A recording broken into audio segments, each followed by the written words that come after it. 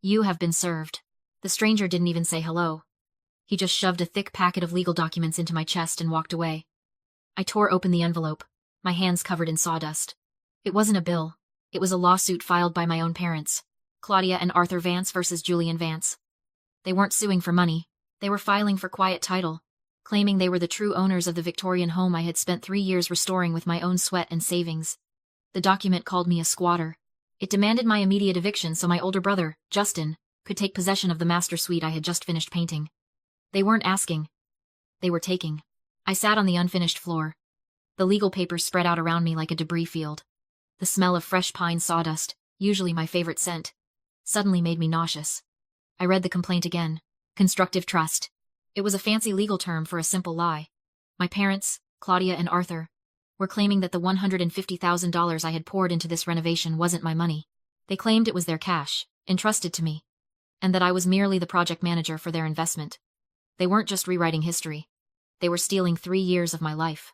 3 years ago, this house was a condemned shell. The roof was caving in. The pipes were stripped by copper thieves. And the basement was a swimming pool of black mold. My parents had inherited it from my grandmother, and saw it only as a burden.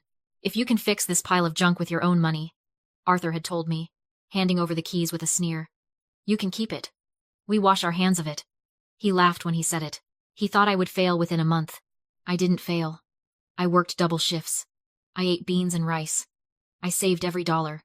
I spent $150,000 of my own hard-earned money on materials. But the money was the easy part. The labor was the price I paid in blood. I learned to sweat copper pipes. I learned to hang drywall until my shoulders burned. I spent nights scraping layers of lead paint until my fingers were raw and bleeding. I breathed life back into this house, inch by painful inch. While I was inhaling drywall dust, my older brother Justin was finding himself. That journey was expensive. I knew the numbers because Claudia complained about them to me, expecting sympathy. They paid off his $45,000 credit card debt from his lifestyle influencer phase. They gave him $80,000 for a crypto investment that vanished overnight. They refinanced their own home to fund his luxury streetwear brand that sold exactly 0 shirts. In total, they had incinerated over $215,000 to keep Justin comfortable, while I had to beg them to co-sign a permit application. I remember the day I finally snapped. It was a year into the renovation. I was in the basement, covered in grime, hauling out bags of wet, rotted insulation. Justin had come over to supervise, which meant sitting on a clean bucket eating a sandwich and complaining that the dust was ruining his appetite. I marched upstairs to the kitchen where Claudia was looking over paint swatches I had paid for. I showed her my blistered hands. I begged her to make him help, or at least make him stop mocking me. Claudia didn't yell. She didn't get angry. She just looked at me with a terrifyingly calm, pitying smile. She took my hand, my rough, calloused, dirty hand, in her manicured ones. Look at this, Julian, she said softly. Look how strong these hands are. You have a peasant's strength. You were built to endure. You're like a draft horse, solid, reliable, made for the heavy yoke. She glanced toward the basement door where Justin was hiding. Your brother is different. He's an artist. He's delicate. The world hurts him in ways you can't understand. He needs a sanctuary. He needs us to carry him. You should be proud that you have the strength to serve him. That is your purpose, Julian. To pull the cart so he doesn't have to walk in the mud. I pulled my hand away that day, shivering not from the cold, but from the realization. She didn't see me as a daughter. She saw me as livestock. A utility, something to be used until it broke, then discarded. I looked down at the lawsuit. The draft horse had finished the job. The barn was built, warm and safe and valuable. Now, the owners wanted to put the delicate stallion in the stall I had made, and send the workhorse to the glue factory. They thought the horse would just accept the bridle. But they forgot that animals bite when they are cornered. I picked up my phone and dialed the number for a lawyer I met at a zoning hearing. I wasn't going to pull their cart anymore. I was going to run them over. I was gone for 48 hours. Just a weekend job installing custom cabinets 2 towns over to pay for the lawyer's retainer. When I pulled my truck into the driveway, the first thing I noticed was the oil stain. A fresh, black puddle on the pristine concrete I had poured myself last summer. My father's Honda CR-V was parked on the lawn, its tires tearing up the fescue grass I had spent months nurturing. I marched to the front door, keys in hand. I shoved my key into the deadbolt. It slid in, but it wouldn't turn. The metal felt wrong. I looked closer. The hardware was brand new. Cheap, shiny brass that clashed with the vintage aesthetic I had painstakingly restored. They hadn't just broken in. They had rekeyed my house. I didn't waste time banging on the door. I went around to the back patio. The pantry window had a loose sash weight I hadn't gotten around to fixing yet. I shimmied it open with a putty knife and dropped into the kitchen. The smell hit me instantly, a nauseating blend of stale pepperoni, cheap body spray, and weed. The smell of a teenage locker room. I followed the stench up the stairs to the master suite. The door was wide open. Justin was sitting at my antique mahogany vanity. Except it wasn't a vanity anymore. It was a command center. He had set up his 3-monitor gaming rig right on top of the wood finish, scratching the surface I had spent a week French polishing. My clothes, my work boots, my heavy jackets, my jeans were kicked into a heap in the corner like garbage. His dirty laundry was scattered across my bedsheets. "What are you doing?" My voice was low, shaking with a rage that felt hot and sharp in my throat. Justin spun his chair around. He was wearing his noise-canceling headphones around his neck.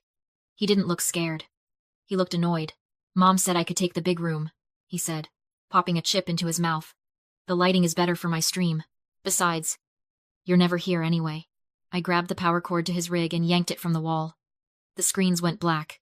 "Get out!" Before he could scream, blue and red lights flashed through the window. I ran downstairs and threw open the front door. Claudia and Arthur were standing on the porch, flanked by 2 police officers. "That's her," Claudia said, pointing at me. She broke in through the back window. "We heard the crash." "I live here," I shouted, stepping out to meet the officers. "I own this house. These people changed my locks while I was at work." The older officer held up a hand. "Ma'am, calm down. We need to see ID and proof of residency." I reached for my wallet, but Claudia was already moving. She didn't yell. She didn't act crazy. She opened her designer purse with the calm, practiced motion of someone producing a coupon at a grocery store. She pulled out a crisp document protector. "Officers, this is a misunderstanding," she said, her voice dripping with maternal concern. "Our daughter is struggling right now. We've been living here for 6 months as her full-time caregivers. She has a history of instability." She handed the officer a document. I craned my neck to see it. It was a lease agreement. A caregiver contract. Dated 6 months ago. And at the bottom, in blue ink, was my signature. It was a perfect forgery. "That's fake," I said, my voice rising. "I never signed that. That's not my signature." The officer glanced at the paper, then at me, then at the house full of my family. He saw a civil dispute. He saw paperwork. He saw a hysterical young woman and 2 calm, well-dressed parents. He handed the paper back to Claudia. "Ma'am," the officer said to me, "if you want to contest the lease, you have to take it to civil court. We can't adjudicate a landlord-tenant dispute on a Sunday. We can't kick out residents with a valid lease. They don't live here. We have mail inside," Arthur added helpfully. "And our son is upstairs. It's a civil matter," the officer repeated, turning toward his cruiser. "Sort it out with a judge. Have a good night." They drove away. The silence left behind was heavy and suffocating. Claudia turned to me. The maternal mask vanished, replaced by a cold, victorious smirk. "You really should be more careful with your legal documents, Julian," she said. "Now, come inside. You can sleep on the pull-out sofa in the den. Justin needs his rest. He has a big tournament tomorrow." She walked past me into my house and locked the door. Mr. Vance's office didn't look like a place where justice happened. It looked like a dental clinic. Beige walls, fluorescent lights, and the faint smell of stale coffee. Vance himself was a man of few words, and even fewer emotions. He laid the legal complaint on his desk and smoothed it out with a precision that made my skin crawl. "It's a constructive trust claim, Julian," he said, his voice flat. "Your parents aren't claiming they paid the contractor directly. They know that paper trail doesn't exist. They are claiming they funded the renovation with cash." "Cash?" I laughed, a harsh, jagged sound. "They haven't had cash since 2010. They financed their groceries. According to this affidavit." Vance tapped the paper. "Claudia and Arthur sold a collection of family heirlooms.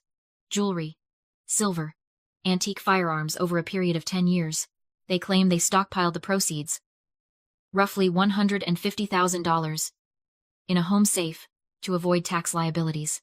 They call it legacy capital. They claim they physically handed this cash to you, in installments to pay for materials, effectively making you a trustee of family funds, not the owner of the property." My stomach dropped. It was a brilliant lie. It explained everything. The lack of bank transfers, the lack of checks, the reason I had the receipts but they claimed the funding. It was a he said, she said scenario. But they had 3 witnesses, my parents and Justin, against just me. In civil court, that could be enough. "They are lying," I said, my voice trembling. "I earned that money. I have my pay stubs. I have my withdrawal slips. And they will argue you used your withdrawals for living expenses while using their cash for the house, Vance said, taking off his glasses. Julian, listen to me. Without a smoking gun, this goes to trial. Trials cost money. Judges are unpredictable. They are banking on you settling to avoid the risk. I slumped in the chair. I felt the weight of the draft horse harness settling back onto my shoulders. They had thought of everything. They had weaponized their own shadiness, the tax evasion, the hoarding to steal my future. I pulled the affidavit toward me, reading their lies in black and white. Plaintiff asserts cash transfer of $50,000 commenced on August 12, 2021. I stopped. The date burned into my retinas. August 12, 2021. My heart hammered against my ribs.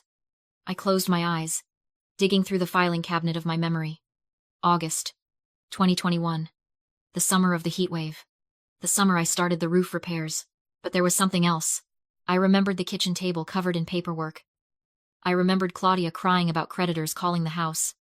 I remembered driving them to a federal building downtown because their car had been repossessed. I opened my eyes. A smile spread across my face, not a happy smile, but the cold, sharp grin of a predator spotting a limping prey.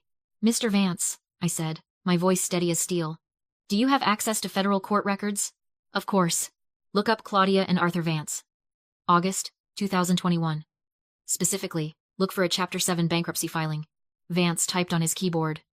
Click. Click. Click. He stopped. He leaned in closer to the screen. Then, for the first time, he smiled. Well, he said softly, that changes things. They had gotten greedy. They had tried to weave a perfect lie, but they forgot the one truth they had told the government 3 years ago to save their own skins. They had handed me the murder weapon. Now, I just had to get them to pull the trigger. The settlement meeting was held in a glass-walled conference room that smelled of lemon polish and intimidation. My parents sat on one side of the mahogany table, flanked by their lawyer, a man named Mr. Sterling, who wore a suit that cost more than my work truck. Justin was there too, slouching in the corner, playing a game on his phone with the volume turned just low enough to be annoying. I wore my oldest flannel shirt and jeans with paint stains on the knees. I wanted to look small. I wanted to look defeated. We appreciate you coming to your senses, Julian, Arthur said, leaning back in his chair. He looked healthier than he had in years. Theft apparently agreed with him. We don't want to ruin you. We just want what belongs to the family. Belongs to the family, I repeated, keeping my voice low and trembling. I built it. With our capital, Claudia corrected sharply. Let's not rewrite history again, dear. It's unbecoming. Mr. Vance cleared his throat. He played his part perfectly, shuffling his papers with the air of a lawyer who knew he was beaten. My client is prepared to discuss terms of surrender, he said. However, given the tax implications of such a large asset transfer, we need to be absolutely certain about the paper trail regarding the initial funding. Sterling rolled his eyes. We've already been over this. It was cash. Family savings. There is no paper trail. That's the nature of cash. We understand that, Vance said. But Julian is terrified of an IRS audit. If she signs over the deed, she needs protection. She needs a sworn statement, a deposition where you explicitly detail the dates and amounts of the cash transfer. If you put it on the official record, under penalty of perjury, she will feel safe enough to sign. I looked up, meeting Claudia's eyes. I forced a tear to well up. It wasn't hard. I just had to think about them ripping out my vintage deadbolts. Please, I whispered. I just want this over. I can't afford a trial. I can't afford to fight you anymore.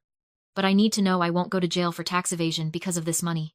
If you just swear to it, if you just tell the court you gave me the cash in 2021, I'll walk away. The silence in the room was heavy. I watched Arthur. I saw the greed warring with caution in his eyes. But then he looked at Justin, his golden boy, currently grinning at his phone screen, and the greed won.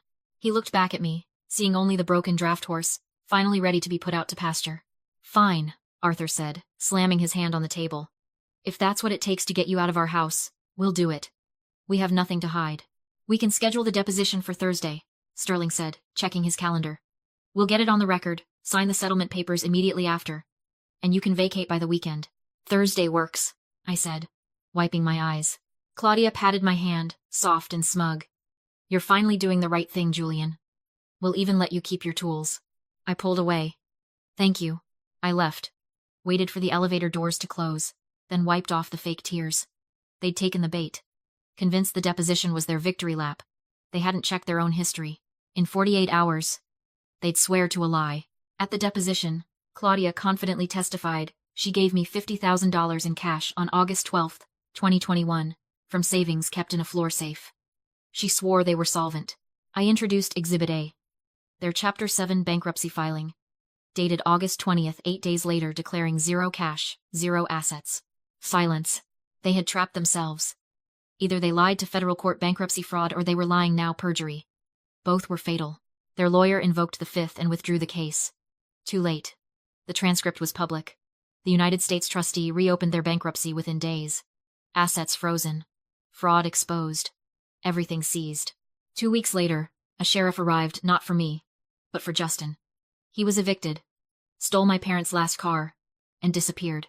I sold the house. Walked away with $300,000. Bought land. Started my own company. Clean break. When my parents texted, begging for help, I blocked the number. Family isn't DNA. It's respect.